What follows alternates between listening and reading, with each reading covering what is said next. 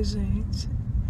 Hoje ainda sábado, 14 de outubro de 2015. Estou saindo agora do encerramento do BIF, que é o Brazilian Film Festival. Não, Brazilian International Film Festival.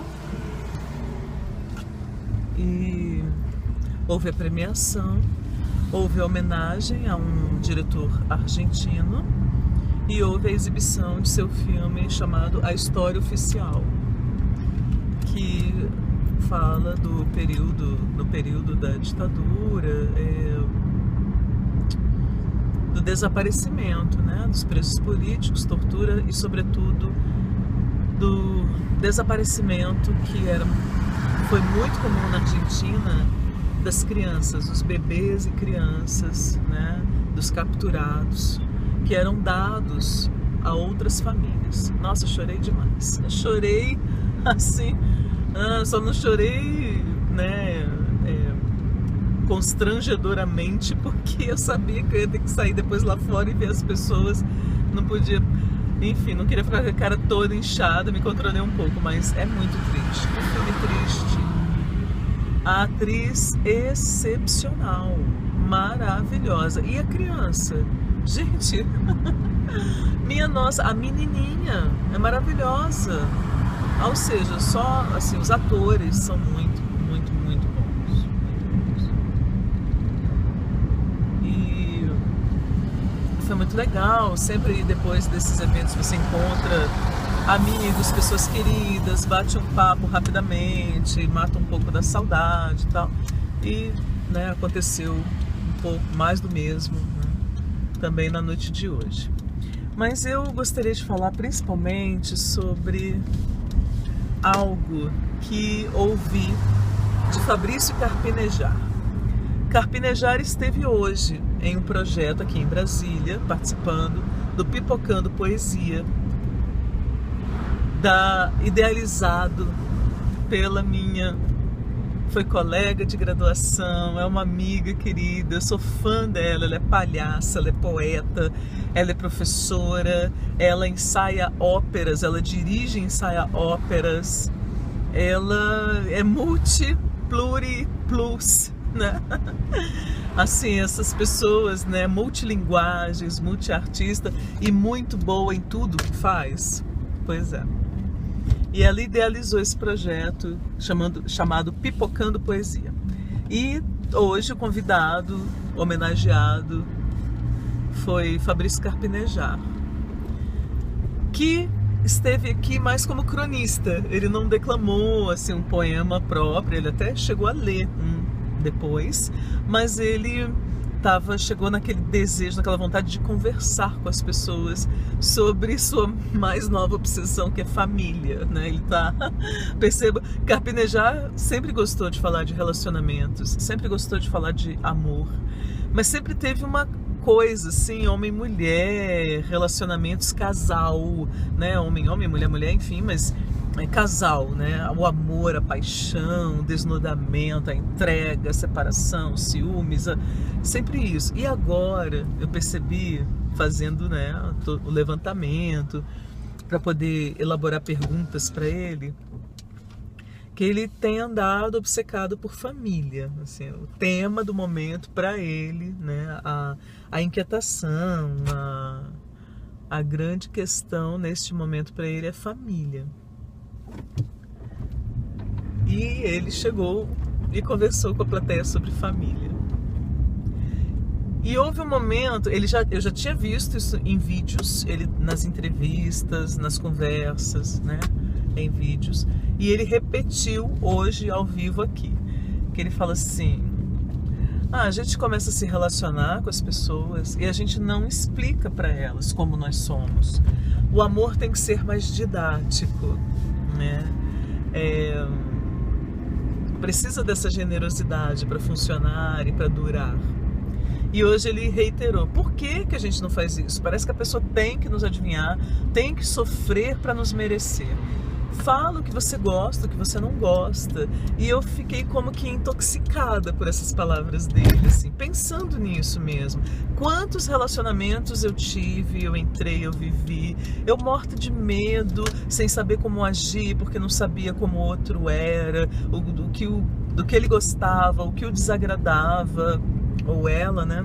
E assim, o que fazer, o que seria over, o que seria bem aceito, e fica as duas pessoas desse jeito, pisando em ovos, assim, né, e tal, e a vontade de estar sempre encantado ou encantada, mas ao mesmo tempo com aquela faca, assim, pairando com a ponta, como se flutuasse sobre a cabeça, de a qualquer momento você pode cometer um erro, aos olhos do outro, um erro incorrigível, né? Um erro que coloque toda a paixão a perder. Aí, pensando nisso e tal, eu imaginei gravar um vídeo até porque quando a gente precisa contar para o outro ou para alguém, a gente precisa fazer a autoanálise, né? E eu acho que eu nunca expliquei para ninguém como eu funciono. Ou como eu acho que eu funciono, porque também a gente tem uma autoimagem que nem sempre corresponde 100% ao que a gente é mesmo, ou como a gente age mesmo, ou como a gente se comporta, enfim, né? E por quê? Porque às vezes a gente tem defeitos, questões, dificuldades, lacunas que nos escapam, que a gente não enxerga, né? E por isso a gente não informa o outro, ou quando alguém denuncia, a gente nega, fala, não sou assim, imagina, né? Mas eu vou fazer como exercício, eu vou tentar, né? Levantar pelo menos alguns traços. Então acho que para qualquer pessoa que conviva comigo, talvez seja importante saber que tem um lado meu que é infantil, assim, que é criança, e criança ferida. Mas o que eu quero dizer com isso, assim, eu sou meio boba mesmo. Grandes ironias, formas de se comunicar muito dúbias, com muitas entrelinhas, com muitos subtextos, muito me escapam. Eu sinto mal-estar, assim, eu intuo que tem alguma coisa errada, mas é um faro que eu tenho mais para sentimentos, mais para a emoção do outro do que para o que ele quer dizer, assim, ou para o que ele está dizendo. Eu não consigo entender o que ele está dizendo. Eu consigo sentir quando tem maldade, eu consigo sentir quando quando a pessoa está me criticando, eu consigo sentir quando há desprezo, eu consigo sentir isso, o que é que permeia, né? Qual é a emoção ou sentimento que permeia o que está sendo dito. Mas o enigma, eu não decifro. Aquelas palavras, o que, sabe, elas significam, me escapa totalmente. Por isso, se alguém quer me falar alguma coisa ou quer algo de mim, tem que falar claramente, porque senão eu não... entendeu? Não vou adivinhar. Por isso também eu me dou muito mal, eu nunca me dou bem com pessoas manipuladoras. Até já convivi por muito tempo. Tive uma amiga profundamente manipuladora e que me manipulava também e tal, que eu não me escapava, eu não conseguia enxergar que ela era manipuladora. Mas depois que eu rompi, e hoje qualquer sinal, assim, quando eu vejo, porque eu detesto, assim, eu não gosto, eu acho vil, sabe, manipular o outro, ao invés de falar logo o que você quer, ao invés de ser sincero, honesto. Ai, meu Deus. A pessoa não deu certo e eu fiquei totalmente na dúvida. Sincero, honesto, transparente. Então eu tenho uma coisa boba, meu humor é bobo, eu rio de coisas bobas, às vezes, aliás, muitas vezes, às vezes eu fico rindo muito tempo daquela coisa boba, às vezes eu falo uma coisa que eu morro de rir, acho engraçado e ninguém achou, eu continuo achando e ainda fico rindo lá. Então eu tenho uma coisa meio bobona. Já me recriminei muito por isso, queria ser uma super ultra uau, femme fatale, sofisticada, uma parisiense, sabe, assim, inclusive com esse raciocínio, né, extremamente rápido, mas não sou, não sou mesmo. Faz parte desse meu traço, né, de criança, assim, meio bobo, meio infantil. Eu sou louca por doce, louca por doce, eu tenho um paladar infantil.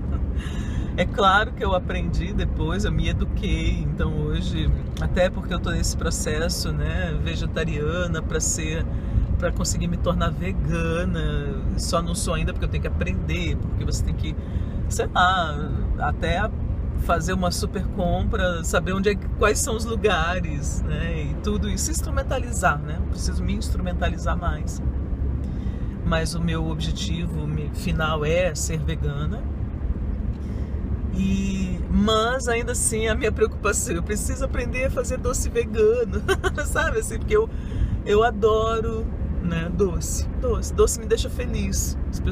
E é impressionante, assim, eu tenho colegas, eu tenho amigos que eles já sabem disso, então assim, do nada eles me dão um chocolate, uma bala, um bolo, eu fico toda feliz, né? Então, inclusive é uma maneira de me acalmar se eu estiver nervosa. Não o outro me acalmar, isso aí já não é nem nesse sentido que eu tô falando. Eu, quando estou nervosa, saio atrás de um doce pra conseguir voltar a respirar normalmente, né? Tenho personalidade compulsiva, eu sou compulsiva. Não à toa eu fumava, que nem uma chaminé, eu já me droguei, eu já fui obcecada em relacionamentos, né? Já bebi, né? E por fim ficaram os doces.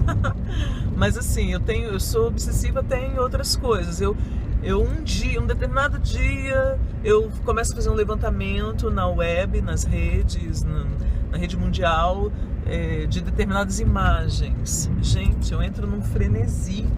Eu sou capaz de ficar 4, 5, 6, 10 horas, se deixar, se eu pudesse, na frente de um computador, baixando 1 zilhão de imagens sobre aquele mesmo tema. Eu não consigo parar, eu fico ali. Quando eu entro no frenesi, é uma coisa assim que até eu, sabe, não gosto, porque me exaure e ao mesmo tempo eu não consigo parar. A diferença e a felicidade é que eu já me trabalhei o suficiente para permitir que isso aconteça apenas com coisas inofensivas, como por exemplo, baixar determinadas imagens na internet, né? Nem com comida não rola, assim. Também nunca fui compulsiva de comer sem parar de comer, não é? Mas nesse fazer alguma coisa, né? Por exemplo, se eu começo a faxinar a casa, eu não consigo parar. Eu tenho que ir até o fim. Eu vou e só consigo, assim, não, sabe? Na minha cabeça causa um profundo desconforto se eu tiver que interromper aquilo para sair, por exemplo, e resolver outra coisa, mesmo que eu possa voltar e terminar depois, assim, aquilo me faz mal, assim, eu quero terminar a faxina para depois fazer outra coisa. Então eu sou assim. Em termos de relacionamentos, deixa eu ver, tanto com amizades quanto com família, né, com a minha filha, com meu pai um pouco menos, porque ele mantém, né, uma distância muito grande, assim, emocionalmente ele tem um muro, né? Mas eu sou muito amorosa, eu sou de pegar, de abraçar todo dia, de beijar, de tocar, mas eu não sou, vejam bem, é uma coisa bem diferente, com uma pessoa que eu mal conheço, ou com uma pessoa que eu até me sinto atraída por ela, ou que eu não fico pegando, porque aí é outra conotação, e eu não admito esse tipo de abuso, eu ficar alisando o outro, e odeio que façam isso comigo, odeio, assim, o cara chega, me olha diferente, me olha mesmo, aí me pega, primeira vez, tá, eu deixo passar, mas é a segunda vez que ele mete a mão em mim, eu já não consigo evitar de reagir, assim, sabe? Eu não consigo deixar de reagir, eu já tiro o braço, sabe? Aí, se continuar, eu sou capaz de chegar e pedir, não me toca, não me toque, por favor, não, ou tira a mão de mim, né? E isso é com homem, com mulher, sabe? Eu não gosto. E agora, com as pessoas das quais eu gosto e que são minhas amigas, nossa, aí eu sou insuportavelmente grudenta. Eu abraço, eu beijo, aí eu pego assim, eu mexo no cabelo, aí daqui a pouco eu abraço de novo, eu beijo de novo, eu faço como se a pessoa fosse uma criança, eu fico ali, sabe? E eu faço isso com as minhas cachorras, eu faço isso com... Nossa, assim, né? Eu sou desse jeito. Já num relacionamento afetivo, assim, com uma pessoa, um parceiro, né? Quando se fala de paixão, de amor, como eu funciono, né? Mas uma coisa que eu acho que é importante falar, tanto para amigo, quanto para conhecido, quanto para amores, quanto para família, quanto para qualquer um, morro de ciúmes dos meus livros. Eu detesto emprestar livro. Não gosto de emprestar livro. Por quê? Eu não tenho essa coisa contra os objetos. Já empresto bicicleta, já emprestei meu carro, já emprestei minha casa, empresto roupa, eu empresto. Apesar de achar que é sempre uma questão de educação, de consideração, de respeito, pedir antes, né?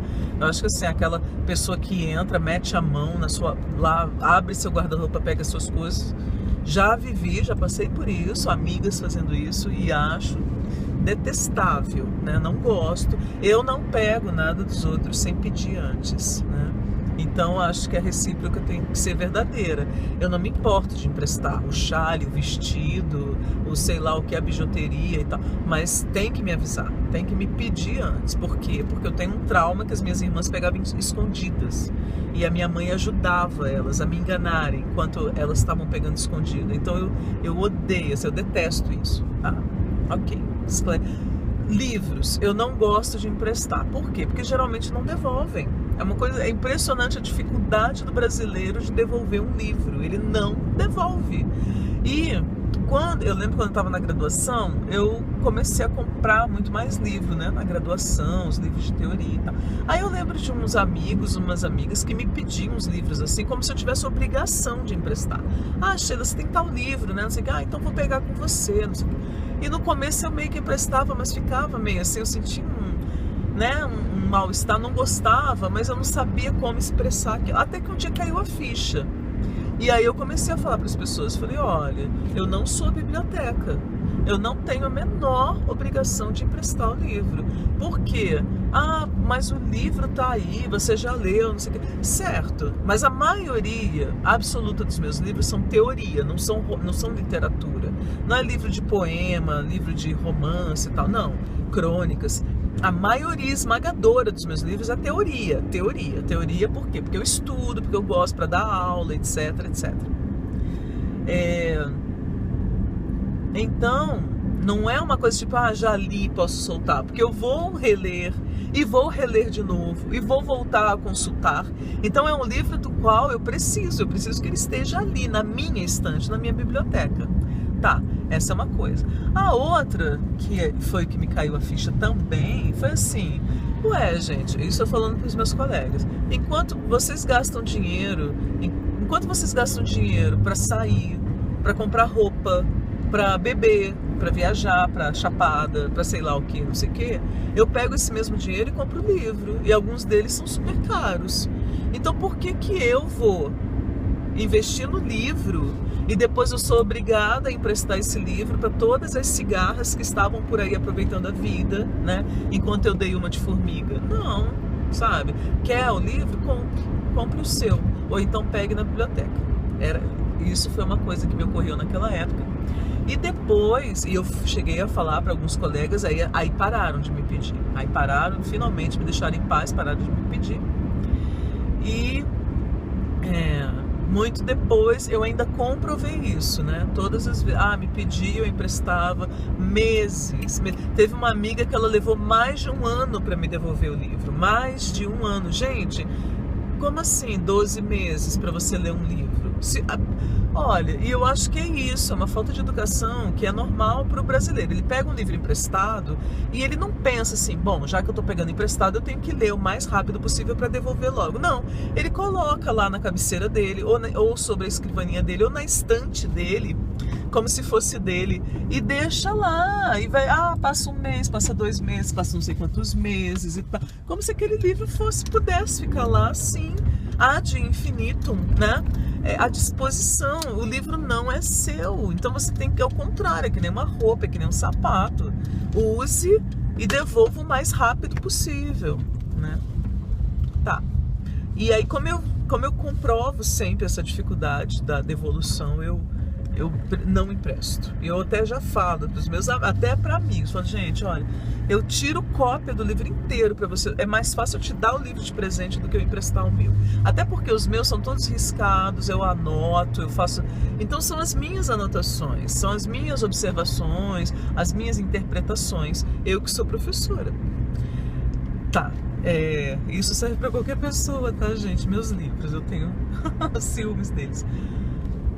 Na relação passional, eu sou profundamente amorosa, sou profundamente carinhosa, sou passional, sou insegura, né? Eu fico nesse pisando em ovos, assim, meio...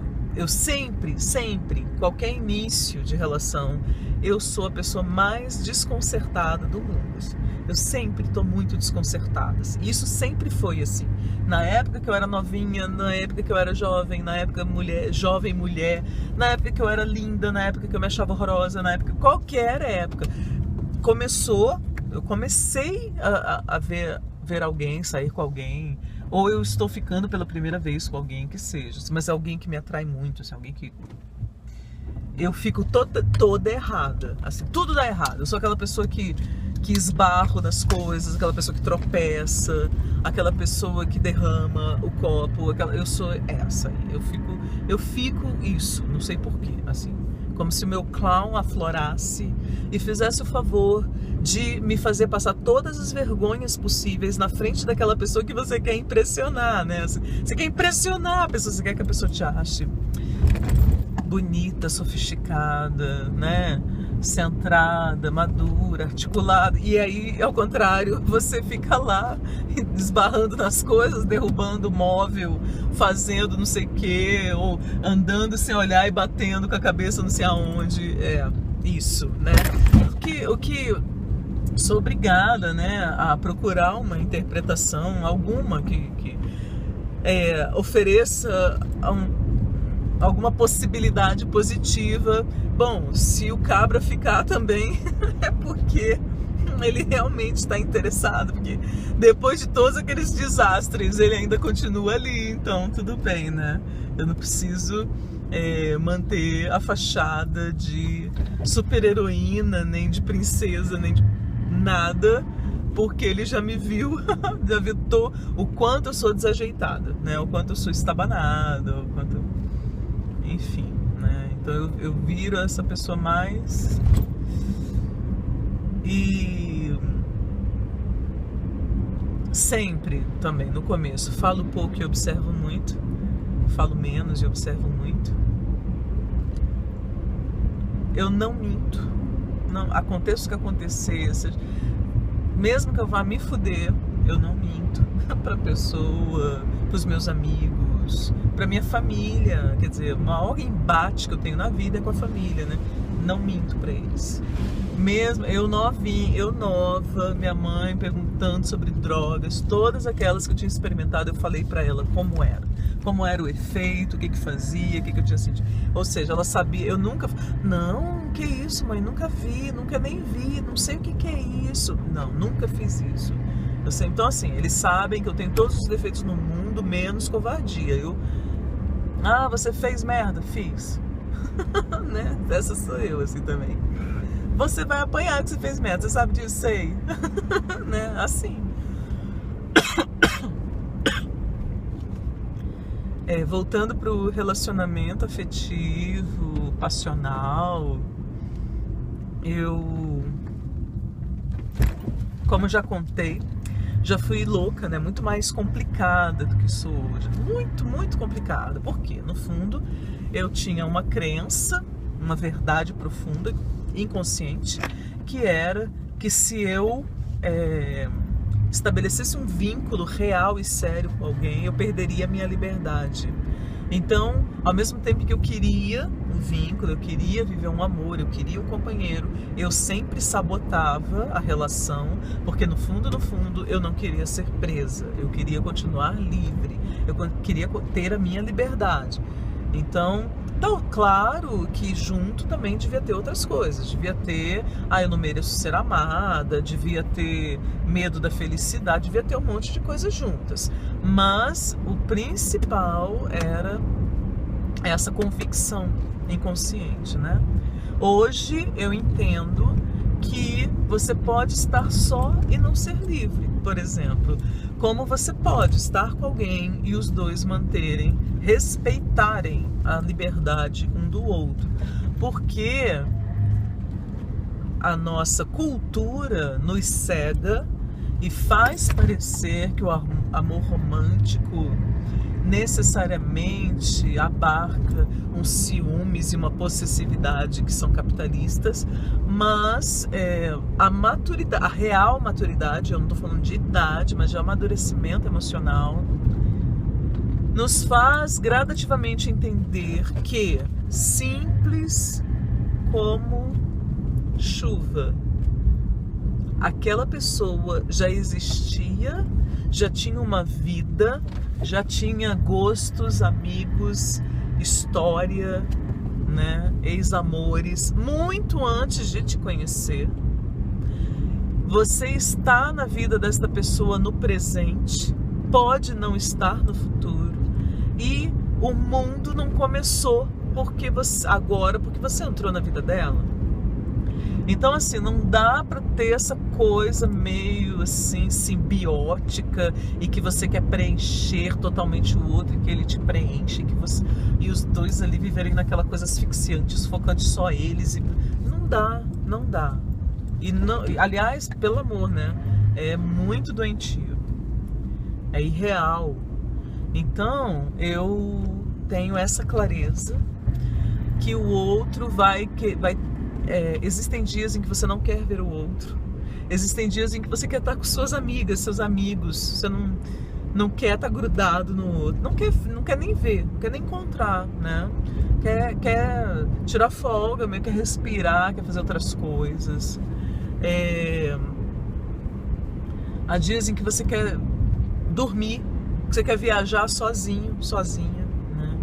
Nada disso significa que você vai traí-lo, né, sexualmente falando, mas mesmo assim isso também depende de um acordo do casal, depende se a relação é aberta, não é aberta, etc. Nem vou entrar nesse mérito. Mas o que eu quero dizer é que eu sou muito ciente da liberdade do outro e da minha. Principalmente agora, depois desses 5 anos só, em que eu aprendi a solitude, eu, por exemplo, preciso ter dias que são meus, só meus. Eu vou ficar aqui, sozinha, isolada na minha casa, com as minhas cachorras, sem fazer nada, não quero te ver. Não quero ter que me arrumar, não quero ter que me embelezar, não quero ter que dar o meu sorriso, não quero ter que seduzir, não quero porra nenhuma, eu quero ficar, entendeu, imersa na minha solitude, nas minhas reflexões, na minha, talvez até melancolia ou não, na minha preguiça, enfim, na minha languidez. Eu quero ficar eu comigo mesma e ponto, e é isso.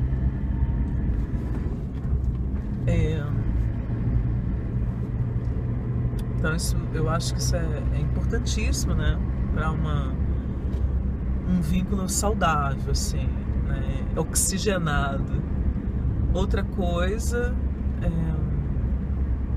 não sou ciumenta. Não acho que conversar com uma mulher signifique alguma coisa.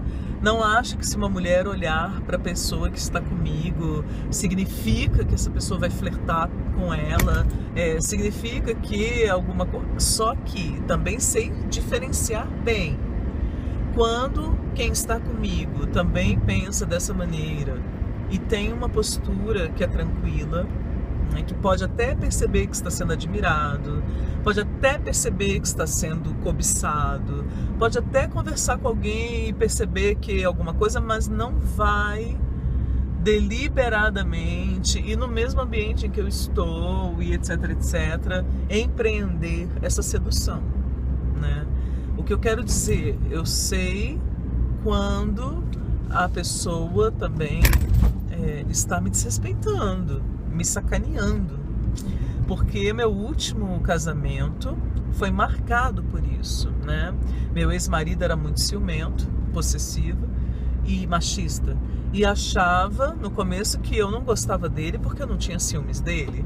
Eu não via qual era a relação entre as duas coisas, até porque eu tinha aprendido a deixar de ser ciumenta num outro relacionamento anterior, inclusive um amigo dele, mas assim, 10 anos antes, em que os nossos ciúmes, meu e desse ex-namorado, nos levou à delegacia, né? Então, sim, eu descobri o meu limite ali. O meu limite foi dado por uma briga tão grave entre nós dois, que nós fomos parar na delegacia, depois fomos parar na frente de um juiz, né? Então eu aprendi que ciúmes é uma doença que não leva a lugar nenhum.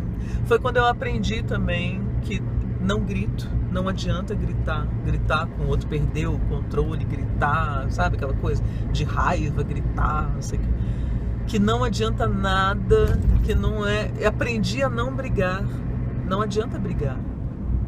Ah, você pode estar puta. Aí eu aprendi, depois dessa experiência de parar na frente do juiz, eu aprendi que, claro que vão acontecer coisas que vão nos desgostar. Claro, vão acontecer coisas que vão nos preocupar, que vão nos irritar, que vão nos contrariar. Mas o que eu posso fazer, e é o que eu faço, em qualquer circunstância afetiva, profissional ou de amizade, eu me afasto até a cabeça esfriar. Me afasto. Isso pode significar algumas horas, isso pode significar alguns dias. Oi, gente, desculpa, fui interrompida porque ligaram para mim, né? Ligaram no celular e cortou a gravação. Não sei nem em que parte que eu estava, mas para resumir, para concluir, né?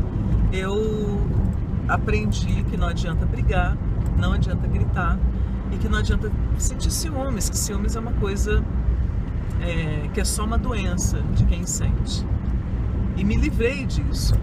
Então, assim, uma das coisas que eu mais temo, é aquela pessoa insegura que, para se sentir amada, precisa ficar provocando seus ciúmes. Ai, gente, não faça isso comigo, não. Interrompida de novo, dessa vez pela buraqueira, né, na pista. Agora eu vou interromper porque eu cheguei. Muito grata, gente. Não vejo a hora de ver minhas cachorras. Estou morta de saudades. Ótimo descanso.